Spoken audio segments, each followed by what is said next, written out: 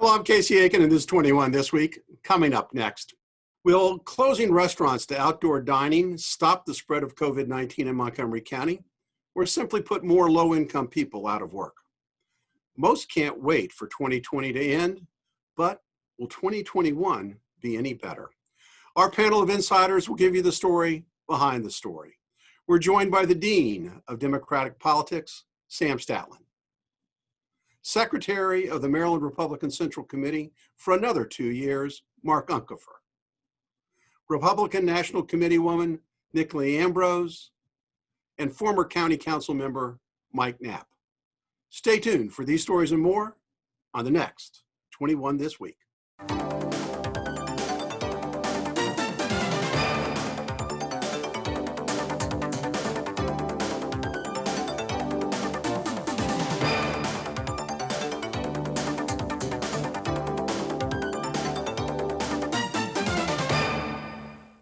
This past week, all 9 members of the County Council voted to support County Executive Mark Elrich's proposed restrictions, closing down indoor dining and rolling back the capacity requirements in retail stores and religious facilities. Mike, the state of Maryland says that indoor dining at 50% is okay.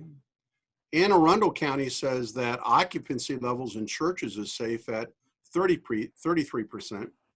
And here in Montgomery County, they believe that churches' occupancy is safe at 25%, but only for 25 people outdoors. There seems to be a lot of variety in these regulations, and there are those that believe that the county is just guessing on how to slow the spread. I think given the numbers you just articulated, I think everyone's guessing at how to slow the spread. I don't think anyone has clear structure, clear guidance. I think we don't have real clear guidance necessarily coming from a federal level, and I think that every jurisdiction is trying to come up with some way to anchor what they're doing on some guidance and something they can justify.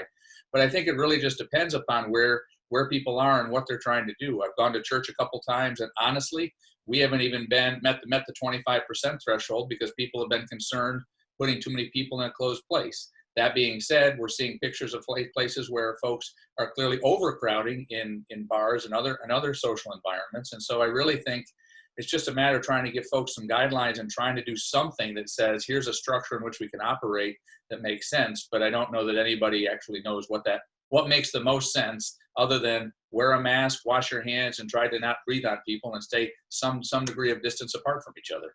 Well, but this may not be as big an issue here, but it's certainly in other areas where you can travel just a few miles to be in a different jurisdiction where there are different requirements. I mean, isn't it seemingly unfair for Montgomery County to have more stringent restrictions than Frederick or Howard? I mean, given the proximity, why isn't the state regulations sufficient? Well, I think the fairness criteria is hard in either direction, right? Is it unfair for Montgomery County to be more restrictive or unfair for Frederick County to be less restrictive? I mean, I think that each jurisdiction is struggling with what's happening on the ground and trying to respond. And I'm not sure necessarily that, especially in a state like Maryland, where you have Allegheny, Wacomico County, and you've got places that are clearly more populous like Montgomery and Prince George's County, that you can come up with a requirement that's going to fit those very different circumstances. Well, it seems that those who are calling for national requirements would be happy with one set of standards. So, but let me go on, because Nicolee, Baltimore City, it also announced a ban on indoor dining, as did neighboring Anne Arundel County. And interestingly enough, now a judge has issued a temporary restraining order suspending the ban in Anne Arundel County. And that's a high bar to meet. They don't issue a temporary restraining order unless they believe the litigant is going to win. What's your view on all of this? I'm proud of the Annapolis restaurant owners who brought forth that lawsuit. I'm very happy that the judge is taking a look at this. I think these bans are arbitrary and capricious. I think they show political and personal bias against picking winners and losers. How on earth is it that you can't get COVID in a Walmart, but you can only get it by going to church? I think this is outrageous. I feel like in the case of Montgomery County, it's been your elected officials literally just jumping off a cliff. They don't have science saying that you'll get it at church, but you won't get it at Walmart. And I think Americans really need to think long and hard, because if government can tell you you're not allowed to go to church, but you are allowed to go to Walmart, what freedoms will they take away next? Well, you're a Baltimorean, I believe, and you know your city council is now considering having a placing a limit on the fees that can be charged for takeout services. So, what is the poor retailer supposed to do if government is telling them they can't stay open for business and now are limiting what they can charge for providing services? Sure, I'm really concerned that there's not going to be much left of Baltimore City after this pandemic. I don't think the new mayor got off on a good foot by his first order being to basically close down all restaurants. It's one of the only thriving industries Baltimore had left. And I'm just very concerned that there will be literally nothing left here. I want to go to Mark. Mark, Nicolee mentioned something, and I want to follow up with you on this. The Archdiocese of Washington has sued the District of Columbia over its occupancy restrictions, and those are very similar to Montgomery County. Montgomery County is part of the Archdiocese of the Catholic Archdiocese of Washington. So, are we going to be sued next? Well, I would assume so, and I think that with very good grounds and with very strong precedent, the courts have already said that if you're treating religious faith-based institutions differently than other, then that's a violation of the First Amendment. Let me just go pick up on something we said earlier before. Look, the CDC has given guidance that says 6 feet, which basically works out to about 36 square feet, 6 by 6, and even if you want to make a little adjustment for an extra foot or two. The standard that Montgomery County and other jurisdictions, but particularly Montgomery, are trying to apply are much more restrictive than that 36 or say 50 square foot. They're talking about 200 and more. And obviously with the churches, when they put a hard cap of percentage without taking into account the size of the institution, completely inappropriate. Let's look at what the science says. Let's look at what CDC says. And CDC provides a far more greater level of latitude than is being permitted by Montgomery County. Well, thank you, Mark. Sam, this is really a hot button issue with me because I worked as a waiter and a bartender through college and law school. And the idea that these restaurants are being shut down really, has me very upset, because the politicians who are making these decisions, they're not losing their livelihood. They're not losing their paycheck that they get every 2 weeks. So who's going to pay the rent for the entrepreneur who can't pay his restaurant space, and the workers who can't pay their apartment rent? Well, they certainly do. And I want to point out to you that the newly elected president of the county council, Tom Hucker, pointed out at the Montgomery County's annual legislative breakfast that the county has passed 35 bills providing $255 million for relief within the county, of which $76 million goes to small businesses, $22 million for rental assistance, $10 million for childcare, and another $10 million for food assistance. That's a lot of money. That's 118 out of $255 million has gone to support small businesses, restaurants, and their employees, and it's desperately needed. He also pointed out that the governor has funds in our emergency rainy day fund that could be released to further do that. And I think that needs to be done as well, and Congress passing the CARES Act or the Relief Act right now. Okay, thanks, Sam. Mike, one of the ignored consequences from this COVID shutdown is the increase in suicides, especially among young people. There's a major story in today's Washington Post on the sports section about this topic.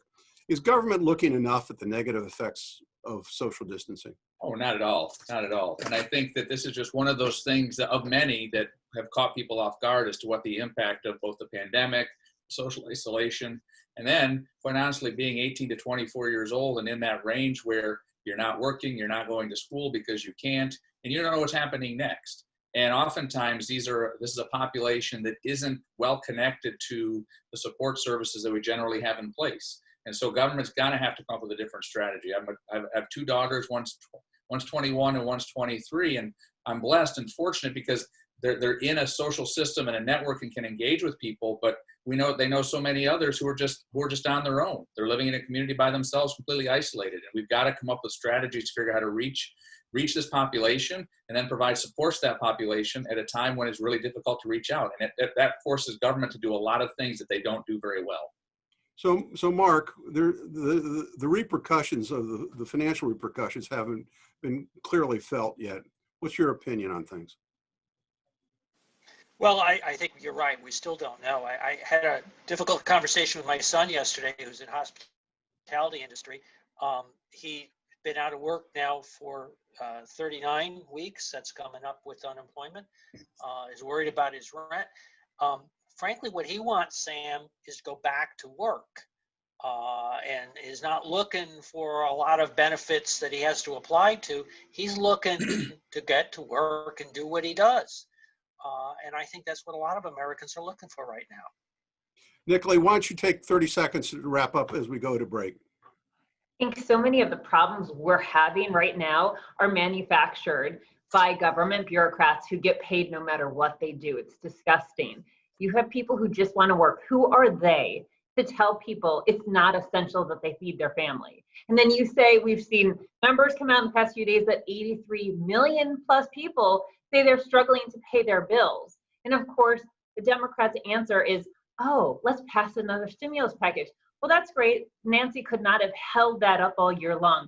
But the bigger issue is that people literally think they can say, we're going to ignore CDC requirements, we're going to ignore science, and just prevent you from working with any safety precautions. Nothing you can do is good enough, and we're going to keep you from being able to feed your family. It's disgusting. Thank you, Nicolee. Well, when we come back from this short break, can 2020 end soon enough? And for most people, but will 2021 be any better? Our panelists have predictions. Stay tuned. And welcome back. Normally, this next segment, the year-end predictions, is my favorite topic each year. But, and you know this is coming, but this year, I couldn't force myself to look at the old scripts because the past 9 months have been COVID. The nightmare on Elm Street and every other street in the country. Politically, the national vitriol has been more personal and destructive and widespread than ever before. Nicolee, I'll start with you. The election for president has been decided. What's next going forward? Well, I think actually election integrity is going to be a huge issue on the right side of the aisle. I think the lesson to all these states who needed to stop voting in the middle of the night because they weren't happy with the results and couldn't seem to count their votes right, perhaps even still today, the lesson to them is to be more like Florida. Florida 20 years ago, as we all know, was a mess, but they've undertaken reforms and they had all of their states' votes counted by 8:30 on election night.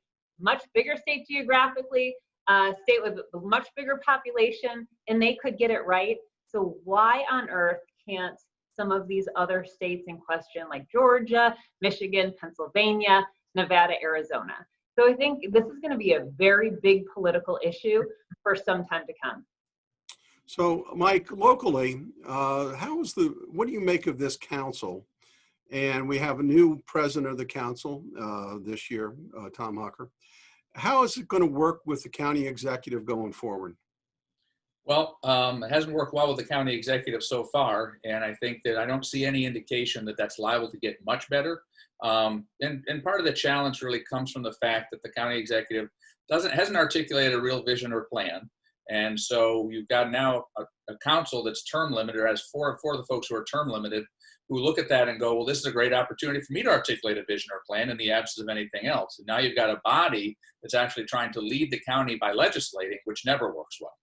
And so, but I only see, unfortunately, given where we are, given the challenges with COVID, given the financial issues we're going to have, that the county executive has lost his ability to kind of frame where he wants to get us to, which only allows for the council to continue to do this. And so I think you're going to continue to see, unfortunately, a fair amount of discord between the executive branch and the county council in the coming 18 months, setting up for the primary. So in the next election cycle, are we going to expand the council from 9 to 11 members? So there'll actually be 6 vacancies, vacant seats? That's the plan. So we've got to redistrict that now. And the interesting thing will be to see how that comes into effect with the term limitations. Because if you've now drawn different seats, how does that then correlate if I'm running for a different district than I was in previously? And I don't know the answer to that question yet, but you may end up with a number of folks who, through incumbency, wouldn't be able to run, who may be able to, at the same time when you were trying to open up the opportunity for folks who would have been able to run in places that had not previously been able to do so. And so I think it's going to set up some really interesting challenges as we try to redraw those lines and then figure out who can run for what. Thanks, Mike. Mark, we just finished a segment on the COVID restrictions. Have people kind of just accepted them and learned to cope with them? I think that you touch on where there's a very deep schism, divide among people. I mean, even within families, you'll talk to people for whom the restrictions have had very little impact. They're perfectly, prepared to do it. They're able, if they're working, they're able to do so remotely. And those for whom this has been an absolutely catastrophic period. And the division is very, very sharp. And I think it's important, perhaps collectively, we all recognize the fact that exists, and they're real losers in this whole, and losers in the sense of people who have been really strongly disadvantaged by this and are not happy to sort of accept the restrictions as they've been promulgated. Thank you, Mark. Sam, one of the things we haven't talked about, because even though this is a political show, is the division amongst people over their politics, and there seems to be a lot of divisiveness. Is that going to change with the change of the administration? I think we're starting to see that now, where you have moderates on both sides of the aisle agreeing, number one, that Biden will be our next president. And number two, I really believe that the Georgia vote is going to go Democratic, so the Democrats will take control of the House. And the divisiveness that we see from extreme positions, and a great example of that is the honesty and integrity of the vote. It is absolutely undisputable that we had one of the fairest elections that we've ever had in the country. And as an ex-chair of the Board of Elections, I was very pleased that people got to actually see how hard our friends and neighbors work within the polls, within the precincts, within the counting of the vote to keep this an honest, fair process, backing all of our democratic principles. So I think that we're going to see a great coming together, and hopefully this coming together also is going to follow along with getting us safe with COVID inoculations, following medical research. Folks, we've got a short period of time. We have 100 days, 200 days, the middle of next year, where we're going to see a real downward turn on this COVID crisis, as long as we follow good practice. We got one very important date, and that's my daughter's wedding date, which is coming up in August. So this has got to be all completely done by August. That's my prediction. So, Nicolee, Mike, touched a little bit about, the political maneuverings in Rockville. We're seeing political maneuverings in Annapolis as Comptroller Peter Francho is openly campaigning for governor, and Governor Larry Hogan is openly campaigning for president. So what's going on there? Well, I think we've known Peter Francho has been running for governor for some time, so that's not a surprise. For Governor Hogan, I think he'd make an outstanding U.S. Senator. I think he might have some difficulty in national GOP primaries. Well, there's some who would agree with you on that. I remember hearing about Lockdown Larry, and there was some more Republicans that were angry with Governor Hogan than Republicans. So that may be the case. Now, we only have 2 more minutes in this segment, and I really don't want to end this segment on a negative note, because I think we've talked a lot about the problems we're facing, but we do have the upcoming year, and we're going to see, I hope, some regrowth. So we'll take about 30 seconds each for your prediction on what's going to happen in 2021. And I'll start with you, Sam. 30 seconds, Sam. Casey, I'm going to predict that all three branches of our government are going to come together and follow the Constitution and pass rules, regulations, legislation that will benefit all of our citizens and follow the Constitution of this country, which, as we all know, especially if you go up to New York and you see that burning flame of the Statue of Liberty, that we're going to have a better year. Thank you. Mark Uncapher. Well, I think one of the things that'll be interesting is what we've learned from COVID. We've talked about the people who've been challenged, but we've also seen that the technology tools have been able to bring people together. And so it'll be interesting to see what lessons we learn from that and the kind of changes that are more of a permanent nature as a result of our all learning how to log on to Zoom. Thanks. Mike Knapp, your parting shot, not your thoughts on 2021, excuse me. I think that as we all begin to emerge, as the vaccine continues to spread, that we're going to see some very interesting science to see how communities come together to rebuild. They're going to overcome the challenges that we've had, and they're going to be very innovative using the technologies and things that Mark has indicated, and we're going to build things that we never anticipated before in ways we've never conceived of. And lastly, Nicolee, your thoughts for 2021. I think Sam Statland is going to kick off the new year by thanking President Trump for the Trump vaccine. Don't hold your breath. So when we come back from the short break, stay tuned for parting shots. And welcome back now with the final parting shot for 2021, Mark Uncapher. Well, thank you, and thank you and all of the folks at 21 who have put on this show this last year. And we were off for a while, but then we were able to get going again using Zoom and other technology. We really appreciate the fact that we've been able to get back on the air again. But we don't have the chance to thank them in the studio for all the hard work they do, but we'd like to extend that thanks right now. Thank you, Mark. Mike Knapp, your parting shot.